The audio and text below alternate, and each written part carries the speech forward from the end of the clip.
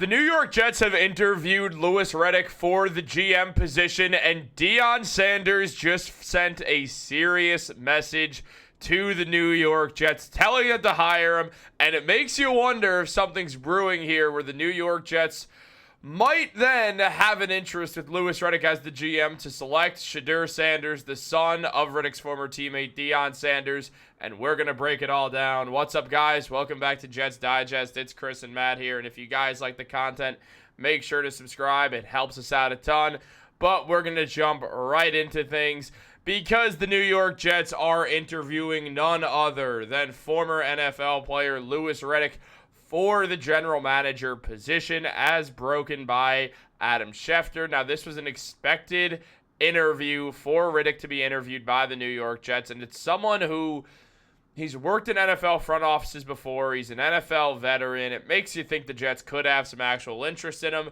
but Deion Sanders is worried that maybe the Jets are just doing it to fulfill that quota of the minority interviews. As Deion Sanders said, Jets, please don't mess this up, and I pray this was a real interview and not that other thing y'all do. This man deserves a real chance. He is knowledge and class personified. And with Deion Sanders pleading for the Jets to give Louis Riddick a chance, it makes you think if the Jets gave Louis Riddick, if Louis Riddick became the Jets general manager, Matt, does there become a world where Deion Sanders, along with Riddick, tries to angle for Shedeur Sanders to get to the New York Jets? I mean, we know Deion Sanders wants to control which teams Shedeur Sanders and his teammate Travis Hunter go to in the NFL draft. The problem is, are the Jets that team that he's going to pick? I can't see why he would want Shedeur Sanders to go to the New York Jets because the Jets have not been able to develop a quarterback. Whether it's, did you say this is a ex-teammate of Deion Sanders? Yeah, Louis Riddick and Deion Sanders played together on the Falcons. So that's an interesting connection because we know, if you pay attention to how Deion Sanders operates, he's all about connections, all about a brotherhood when it comes to football. So that is an interesting connection and potentially does make it more likely that Shedeur Sanders would come to the New York Jets. The Jets, of course, needing a quarterback. And we've heard that they have interest in drafting quarterback in the first round of this draft. Most analysts only have two quarterbacks supposed to be graded with a first-round pick level grade. They only think it's going to be Cam Ward or Shedeur Sanders. The Jets have a first-round pick that is, we're going to find out if it's going to be high enough to select Shedeur Sanders or Cam Ward. They shouldn't be a first and second overall pick type quarterback class, but you never know what's going to happen. It only takes one GM to fall in love with a prospect to push that guy all the way up boards.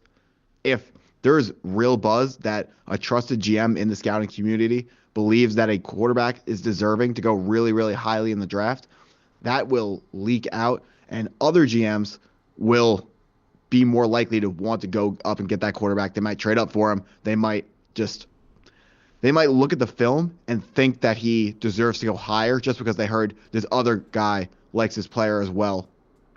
So yeah. Shedeur Sanders, if he was on the Jets, got to make sure you block for him really well. He's been prone to taking really bad sacks. The freshest really bad sack example against BYU in the bowl game, I think it was the Alamo Bowl, Colorado, BYU. It was third down and 3, and Shedeur Sanders took a really, really bad sack, lost about 20 yards, and turned into what was, they were on like the 10-yard line, and he got sacked back around the 30, and the kicker missed the field goal because it was too far for him. That has to be eliminated. In the NFL, the game moves a lot faster, so Shedeur Sanders is going to have even less time to diagnose defenses and to figure out where the open guy is. At the college level, he's been really good at finding open guys, reading defenses, but his Colorado O-line wasn't that good. You have to imagine if he comes to the New York Jets, the offensive line is solid, but it's not a top 5 offensive line, which is probably what he's going to need.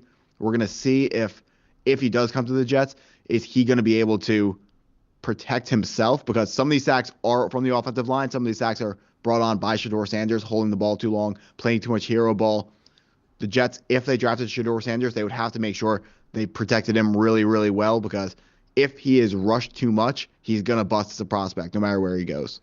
Yeah, it becomes this interesting thing with Shedeur where it's like he's at the top of most quarterback lists, and he is a good quarterback, don't get me wrong, but there's just so much surrounding him. There's so much buzz surrounding him where you wonder if he is the top prospect in a quarterback class that is very, very weak this year. There's not a clear-cut number one guy. It's not exactly evident who's going to be the first quarterback picked. It feels like the New York Giants do have interest in bringing Shedeur to their team. And he's someone who, I mean, we've talked about this before. Woody Johnson likes a flashy pick. This is the flashiest possible pick in the draft outside of maybe Travis Hunter. But with the name that Shedeur Sanders carries, there's a world where not even there's a world. It's one of these two top guys. It's one of Shedeur or Travis Hunter are the two top names for flashiness in the NFL draft. And we know how much Woody Johnson loves that flashiness. And I mean, look, maybe you do go Shedeur. He is one of the guys who you could say is definitely a first-round quarterback talent. Does he look like a future NFL superstar? No, he doesn't. But it could be interesting to see the Jets go for him. It would make some sense. And here's the thing. If the Jets did hire Riddick, there's a higher likelihood that Riddick is okay with Joe Douglas pushing for Shedeur to go to the Jets because I did say Joe Douglas. Yeah. Look, Matt, you're not the only one who's sick here, okay? You can't lay claim to this, even though you didn't once say it in the video. Look, for Woody Johnson to push for Shedeur Sanders, like, because you know Woody would. You know he will. You know he's going to have interest in him. You know that Woody Johnson is going to want to get flashy with it and show interest in Shedeur. Now, there's a likelihood that Deion Sanders says, yeah, absolutely not. If the Jets don't hire Riddick, if the Jets do hire Riddick, things change, as you mentioned. He being Deion Sanders, does like connections. It's what everything is built off of. It's a very family environment with him, and we've seen that work with some sports teams in the past, but you question if this is the right move here for the New York Jets, and the thing is, Riddick will probably be more keen on picking Shedeur also because that's his teammate and friend's son. It's the same thing that happened. I'm not comparing Shedeur Sanders' abilities to Zach Wilson, but it's the same thing with Zach Wilson where connections brought him to the Jets, and that time around it did not work. So you have to wonder, will it work with Shedeur Sanders, who again, I'm not comparing him to Zach Wilson when it comes to play style. I'm just comparing him based off a connection standpoint.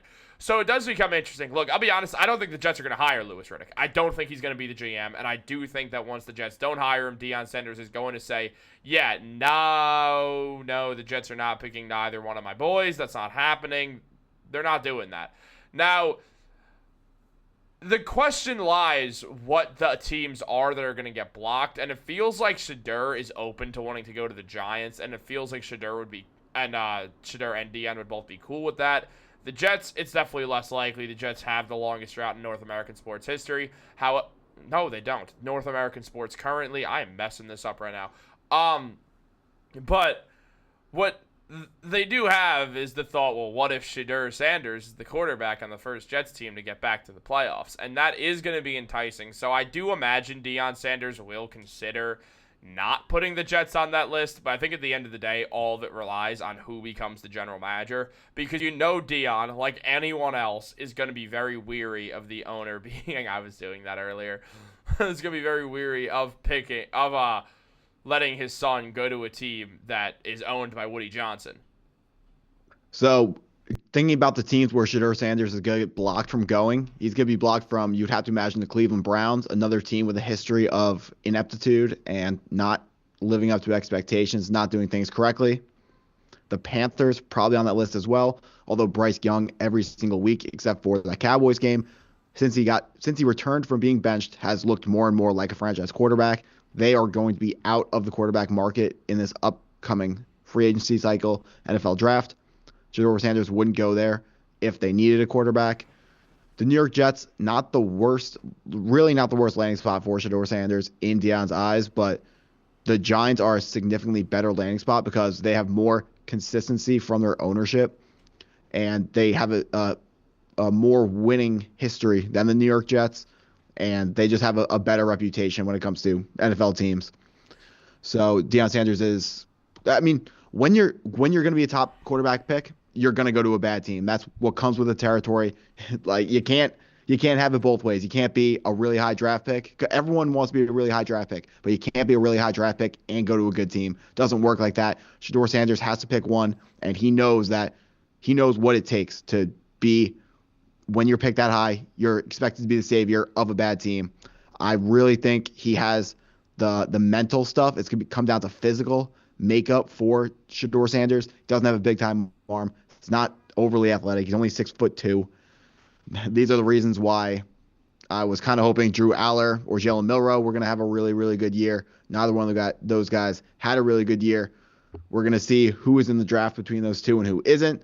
But at this point, these are the two quarterbacks, Shedeur Sanders and Cam Ward. These are the two quarterbacks that we're working with at the moment.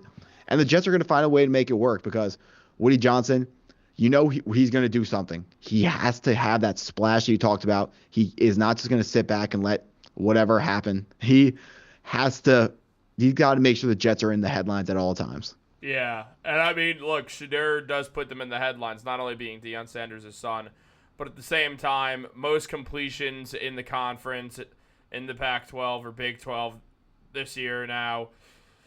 4,134 yards, 37 touchdowns, both led the Big 12 conference.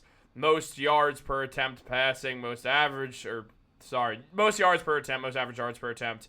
Great QB rating for the conference.